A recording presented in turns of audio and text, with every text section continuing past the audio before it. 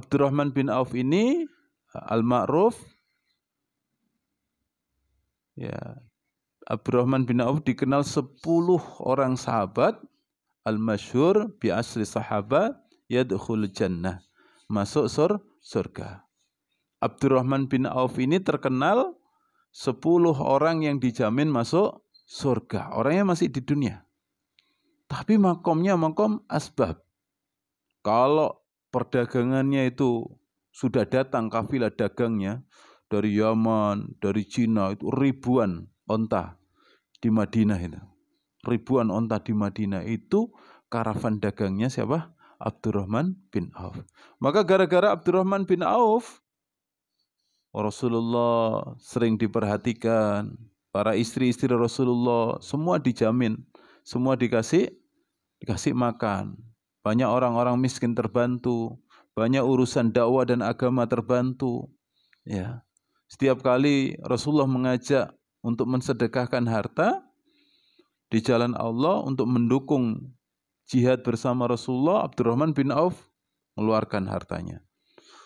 Maka Abdurrahman bin Auf ini beliau pada makom asbab. Ya, ini luar biasa. Maka kalau ada di makom ini, jangan cepat-cepat ingin pindah ke makom tajrid. Ini termasuk hawa nafsu. Ada para yai itu yang fokus agama, ada para ustadz yang paham agama, hafidh Quran, dia menghabiskan waktunya di jalan Allah Subhanahu wa taala. Ya. Ini makom tajrid, dia sudah enggak mikir dunia. Dia kerja, tapi kerjanya kerja agama. Dia itu kerja. Dan kerja sama Allah itu jauh lebih mulia, ngurusi umat. Terus apa ini siapa sih ngurusi umat? Kalau tidak ada beliau-beliau ini, para alim, para ulama, para asatidzah, para hamlud dakwah, pengemban dakwah ini.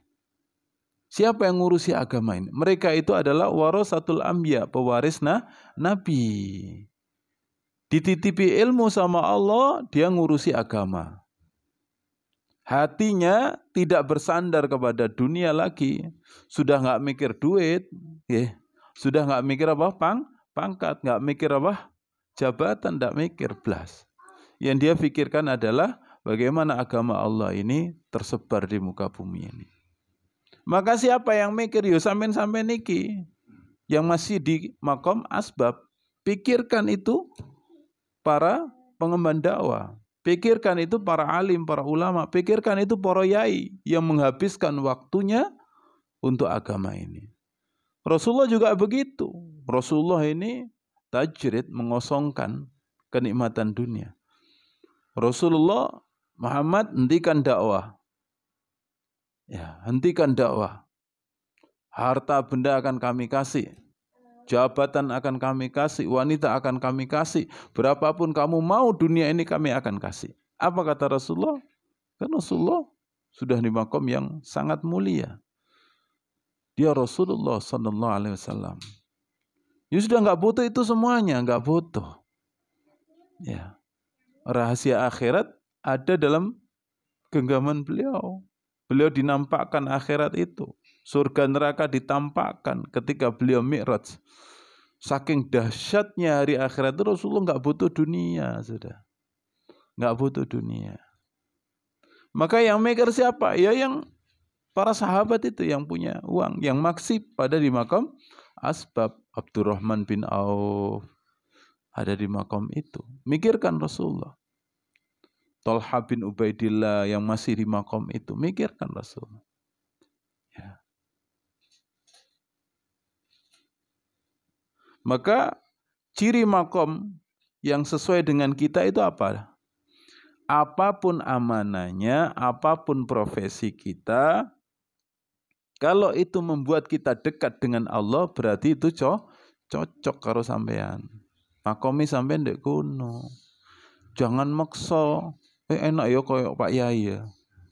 Guru ngerti ujiane yai, guru ngerti ujiane ustaz. Ya. Tawakalnya begitu kuat dia dengan Allah, malamnya dia bagaikan rahib, menghabiskan malam-malam kepada Allah Subhanahu wa taala, doa untuk umatnya, doa untuk masyarakat, doa hidayah untuk murid-muridnya. Mereka rela, itu. Ya. Nah, giliran kita yang berada di makom asbab, sing jek eling kerja, jek butuh dunya, jek butuh pabrik, jek butuh nang pasar, ndak apa-apa.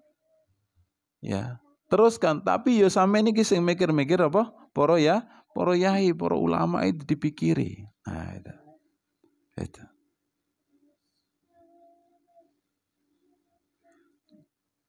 Nah, apapun profesi kita, kalau itu membuat kita dekat dengan Allah, berarti kita cocok di situ. Ya. Ada jam 7 sampai dengan jam 5. Gini, Matan. Jam 7 sampai jam 5. Waktu kita untuk pabrik, waktu kita di toko, waktu kita di pekerjaan, waktu kita ngurusi dunia. Ya. Itu saat itu kita berada di makom kasab. Ya, berada di makom kasab. Di luar jam itu 7 sampai 5. Di luar jam itu kemudian kita meluangkan waktu untuk ngaji kayak gini nih. Di luar jam itu kita meluangkan ke masjid, duduk lama di masjid, zikrullah, zikir kepada Allah, menjaga sholat jamaahnya. Saat itu sampean berada di makom tajrid. Saat itu sampean di makom tajrid. Kalau kemudian tiba-tiba dapat surat dari perusahaan, Anda diangkat jabatannya dari karyawan menjadi supervisor. Maka dilihat, kalau ternyata jabatan supervisor itu membuat sampean dekat kepada Allah, tilawahnya terjaga, ya, sholatnya terjaga, suka bantu orang, dibantu karyawan yang sedang sulit karena sampean bagian dari pimpinan, supervisor, sampean bantu karyawan. Berarti sampean cocok di situ. Cocok di situ. Amalnya ya sregep, panggah sregep. Sedekahe kalau jadi karyawan biasa tiap pagi 2.000, 5.000, sekarang jadi supervisor, sedekahnya jadi 10.000 per hari, 20.000 per hari. Berarti sampean ini cocok di makom asbab. Di makom asbab. Ada kemarin tukang bengkel. Punya tukang bengkel, Masya Allah, umroh 2 orang. Suami istri, umroh 2 orang. Ya. Dia tidak pernah berurusan dengan bank. Duitnya bengkel itu dikumpulin di rumahnya dia. Dikumpulin di rumah. Jadi di rumahnya dia duit cash itu banyak. Tidak pernah disetorkan ke bank. Yang menjadi pelajaran berharga dari berteman dengan dia, gitu. Dia ini selain berangkat umroh bersama istrinya, dia ini tiap hari itu bayangkan, tiap hari dari hasil bengkel itu tiap hari 50.000 dia masukkan ke dalam kotak infak. Nanti setahun sekali tuh kotak infak itu dibuka berapa juta, titipkan masjid, titipkan pesantren, titipkan anak yatim. Ya. Berarti orang ini cocok pada makom kasab. Kok dititipi dunia, kemudian dia tidak ingat sama Allah, sholatnya lupa, karena dompetnya tebal, rekeningnya banyak, maksiat jalan, kemana-mana maksiat, ya. Maka dia bukan berada di 2 makom ini, tapi dia sedang diistidraj oleh Allah. Jangan-jangan nikmatnya dihabiskan di dunia. Saat kembali di akhirat, tinggal diazab sama Allah. Naudzubillah, summa naudzubillah. Jangan-jangan seperti itu. Ya, sampean iki syukur. Ya, pada posisi kerja ijik sempat apa? Ngaji ini sampean syukuri. Dan ngaji ini bukan karena apa? Waktune sampean ono bukan sampean sehat, tapi ngaji ini sampean nikmati karena rahmat Allah. Qul bi fadlillahi wa bi rahmatihi, ya. Qul bi fadlillahi wa bi rahmatihi fabidzalika falyafrahu wa khairum mimma yajma'un. Katakanlah dengan karunia Allah dan kasih sayang Allah, kamu itu bahagia. Jadi sampean bahagia ini karena rahmat Allah. Ya seneng oh. Iso ngaji seneng. Jangan jadikan ngaji ini sebuah beban. Karena di sini ya kumpul, wong-wong podo iman, wong-wong podo apa? Ya, podo soleh, niatnya sama mencari ilmu. Ini seneng. Timbane kumpulan apa? Kumpulan warung kopi, ngomong gak karu-karuan, ya kan? Ya. Bukan kok neng warung gak oleh, ya oleh gitu, oleh. Ya. Wong kene iki kadang ngaji nang ngene warung. Dek kapanane wingi itu ada saya diajak itu sama tukang bengkel itu, ya ngajak saya sama keluarga dijajak ke apa tukok mangan itu loman gitu loh, orangnya itu masya Allah gemar sedekah. Jadi kalau kemana-mana itu tidak mau dibayari, justru dia yang bayari. Orangnya baik. Di sini nanti dicek ya kapan-kapan Pak Angga sama Seno ya. Seno biasanya lewat sono. Taman 78, ngerti nggak?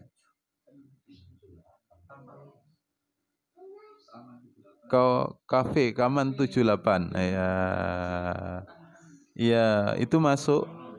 Dia di sana arah Pongangan ya. Arah Tenger. Ya. Kafe 78 itu termasuk di dalamnya bagus. Dan cocok buat ngaji, cocok. Kapan-kapan ke sana. Ya. Wis ora usah bos-bosan. Ngaji ku belajar apa? Korban. Ngaji belajar korban. Yes, pesen kuno dhewe, dibayar dhewe, ya. Belajar amal, belajar korban. Wong lek ngaji ada dia itu berkorban, ya. Insya Allah ngaji ini barokah gitu. Nah, saudara-saudaraku yang dirahmati oleh Allah Subhanahu wa taala, ketika kita ini berada di makom asbab, maka jalanilah makom asbab itu dengan ridho. Ridho dengan takdirnya Allah ini. Dengan husnudon, baik sangka, inilah yang terbaik buat saya. Jalani itu. Ojo apa? Sing makom karyawan nguasno direktur, enak ya dari direktur. Terus muncul hasud deh. Makom karyawan tuh enak jadi supervisor ya. Garek ngongkon nih. Enak jadi apa? Supervisor garek ngongkon. Akhirnya muncul apa? Sifat hasud, dengki, gitu. Muncul sifat hasud, ini yang tidak boleh. Sudah, ridho saja dengan takdir kita saat ini.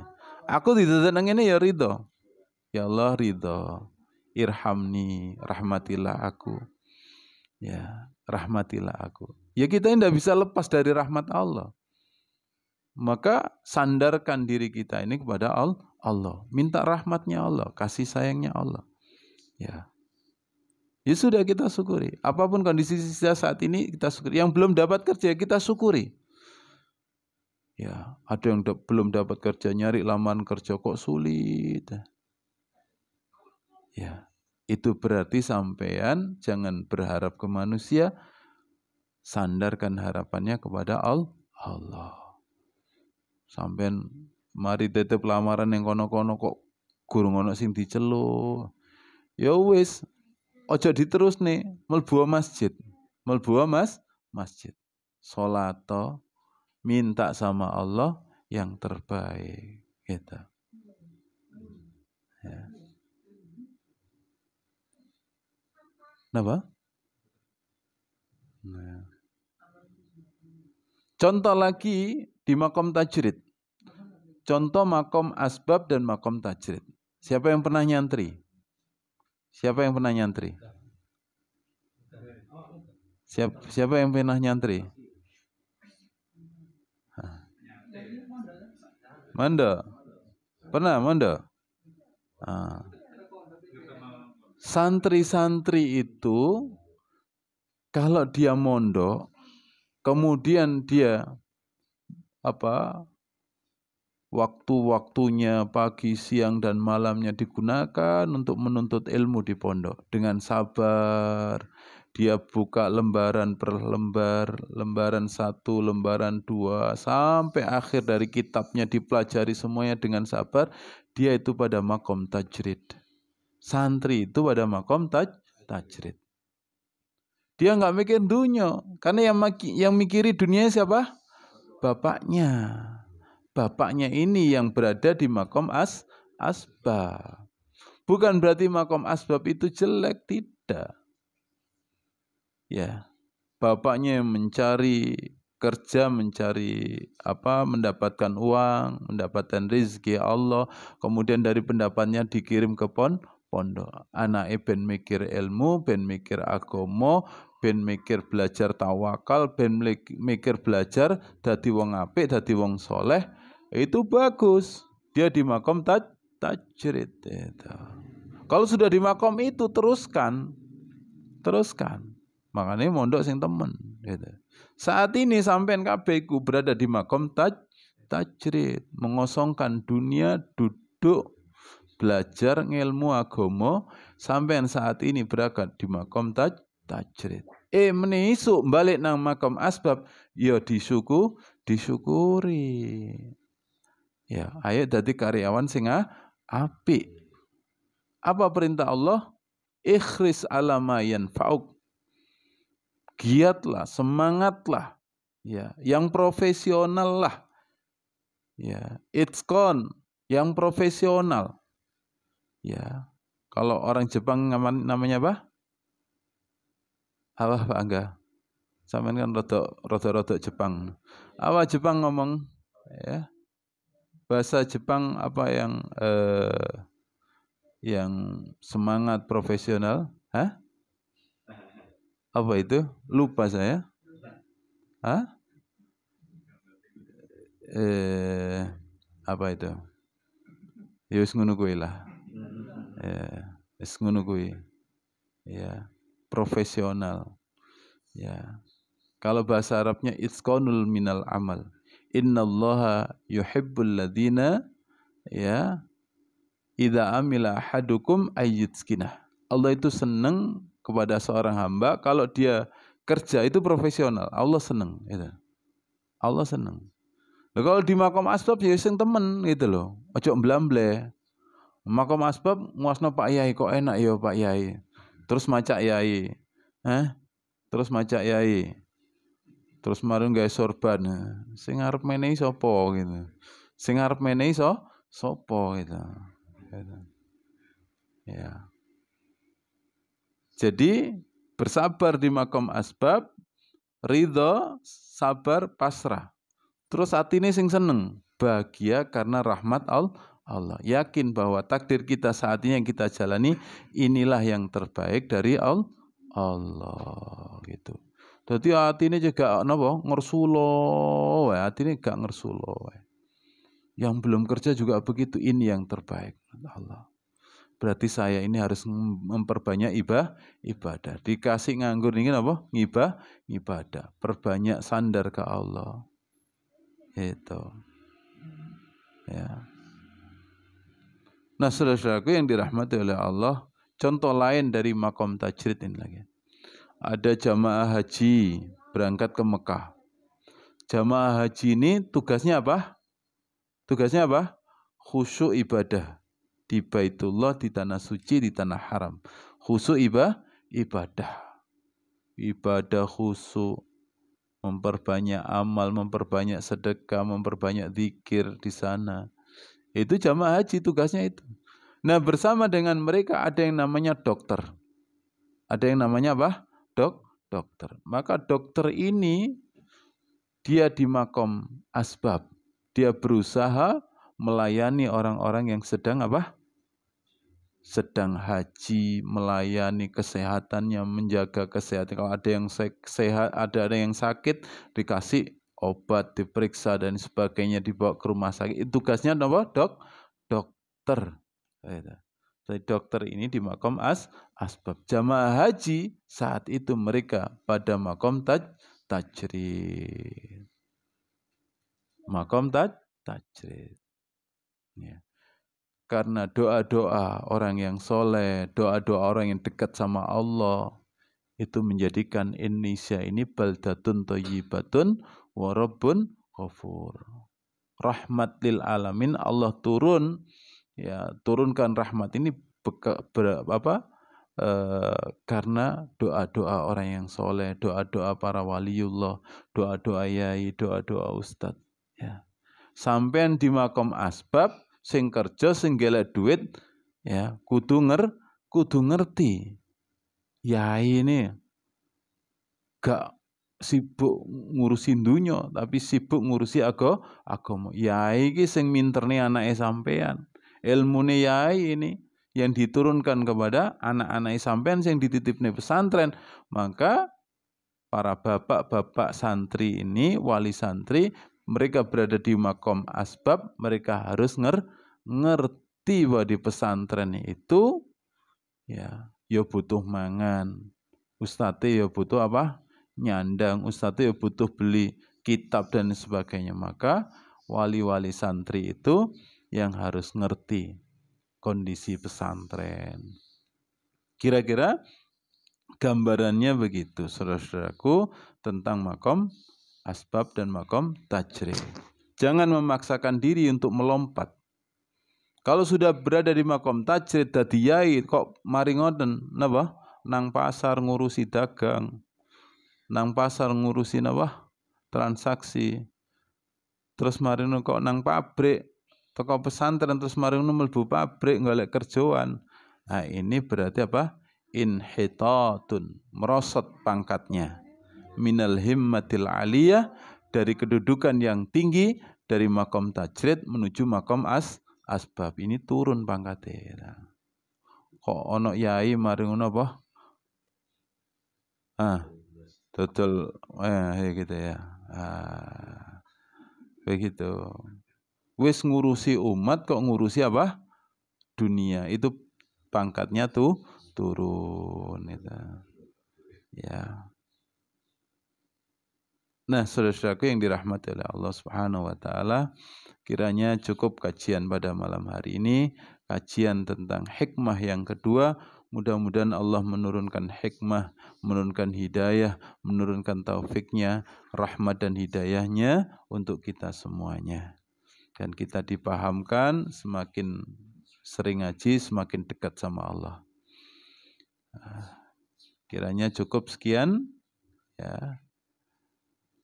Kita tutup dengan doa kafaratul majlis. Subhanakallahumma bihamdika asyhadu an la ilaha illa anta astaghfiruka wa atubu ilaik. Assalamualaikum warahmatullahi wabarakatuh.